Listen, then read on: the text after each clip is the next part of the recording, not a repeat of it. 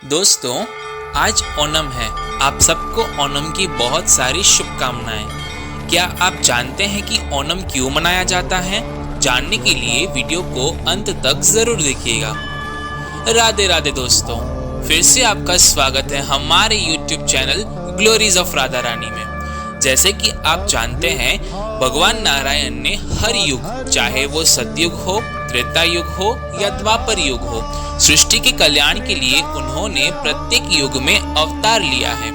त्रेता युग में असुर राजा बलि बहुत ही समृद्ध शासक थे, जिन्होंने अपने राज्य को स्वर्ग में बदल दिया। वो बहुत ही दानी राजा थे। जो भी कोई उनके पास दान की आशा लेके आता, जो भी मांगता, वो दान में दे देते।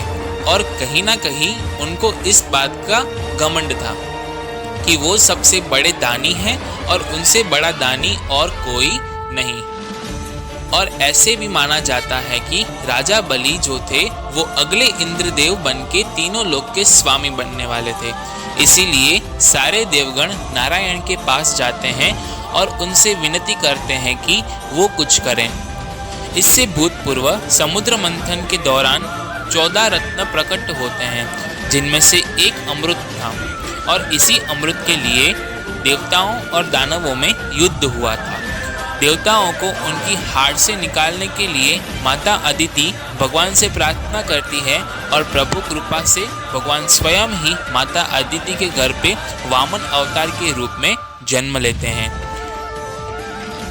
वो दिन आ गया था जिस दिन राजा बलि अपना अश्वमेघ यज्ञ पूर्ण करके तीनों लोकों के स्वामी बनने वाले थे। स्वयं ऋषि शुक्राचार्य यज्ञ करवाने आए थे। यज्ञ चल रहा होता है कि राजा बलि को बस एक आखिरी आहुति डालने का समय था, और तभी एक सुंदर सा व्यक्ति आता है जो वामन होता है। उसका कद बहुत ही छोटा होता है और उसने एक छतरी पकड़ी हुई होती है। उन्हें देख बलि खड़ा हो जाता है यज्ञ से और बोलता है, प्रणाम ब्राह्मण देव। तभी वामन बोलते हैं, मैंने सुना है आप बहुत बड़े दानी हैं और जो आपके पास आता है वो खाली हाथ नहीं जाता।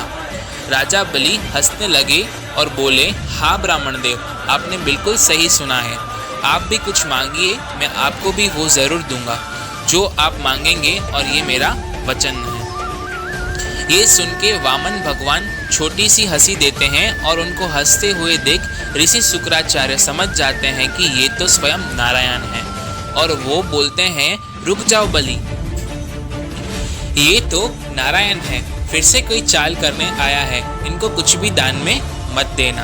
ये देख के राजा बलि बोलते हैं, क्या स्वयं नारायण आए हैं मेरे पास? उनको मैं कैसे मना कर सकता हूँ गुरुदेव? स्वयं परम पिता नारायण मेरे पास आए हैं, जो जग के स्वामी हैं, जो सबको देते हैं, वो मुझसे मांगने आए हैं, मैं ज़रूर दूंगा। शुक्राचार्य बोले, बलि तुम्हारी तो बुद्धि भ्रष्ट हो गई है। तभी वामन भगवान अपना कमंडन निकालते हैं, जिससे वो राजा बलि को संकल्प लेने के लिए बोलते हैं। जैसे ही कमंडन आगे करते हैं संकल्प के लिए, पानी निकालने के लिए, तभी गुरु शंकराचार्य अपना आकार छोटा कर लेते हैं और कमंडन के अंदर घुस जाते हैं और पानी को बाहर आने से रोक लेते हैं, ताकि बलि संकल्प ना ले पाए और दान ना दे पाए। तभी वामन भगवान बोलते हैं, अरे लगता है कमंडन में कोई कीड़ा अटक गया है, रुको अभी मैं निकालता हूँ। तभी वामन भगवान ने कमंडन में एक तिनका डाल दिया, जिससे ऋषि शुक्राचार्य की एक आंख फूट गई और वो बाहर आ गए। और राजा बलि ने संकल्प लिया कि हे वामन अवतार, आप जो भी मांगेंगे वो मैं आपको दूंगा। तभी वामन अवतार बोलते हैं, मुझे और कुछ नहीं चाहिए, सिर्फ 3 पग भूमि दे दो। तो राजा बलि ये सुन के हंसने लगे और बोले, सिर्फ 3 पग भूमि? वामन अवतार बोले, हाँ सिर्फ 3 पग भूमि। तो बलि ने बोला, हाँ दे दी आपको 3 पग भूमि, नाप लीजिए और ले लीजिए। तभी वामन अवतार अपने विशाल विश्व रूप में आते हैं और बोलते हैं, मैं अब नापना शुरू कर रहा हूँ बलि। तभी वामन अवतार ने पहला पग में पूरी सृष्टि, सारा जग, सारा ग्रह नाप लिया और दूसरे पग में स्वर्ग को नाप लिया और फिर बोले, अब बोलो बलि, मैं तीसरा पग कहाँ रखूं? तभी राजा बलि की आंखों से अश्रु आ गए और वो बोले, आप तीसरा पग मेरे सर पे रखिए प्रभु और मुझे धन्य कीजिए। तभी भगवान वामन अपना पग राजा बलि के सर पे रखते हैं और उन्हें पाताल लोक में ले जाते हैं और पाताल लोक के राजा घोषित करते हैं।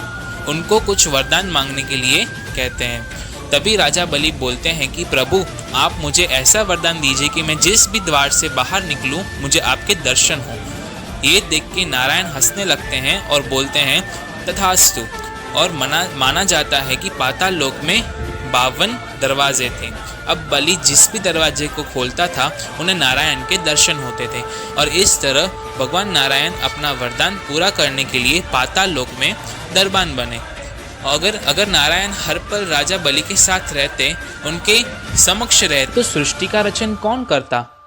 अब आगे क्या होगा ये जानने के लिए हमारा नेक्स्ट वीडियो ज़रूर देखें। उसमें हम आपको बताएंगे कि कैसे गए नारायण अपने वैकुंठ लोक वापस। तो दोस्तों, इसीलिए हर साल ओणम का त्योहार मनाया जाता है। आप सबको फिर से एक बार ओणम की शुभकामनाएं। अगर आपको हमारा आज का वीडियो पसंद आया हो तो do like the video, share it and subscribe to our YouTube channel.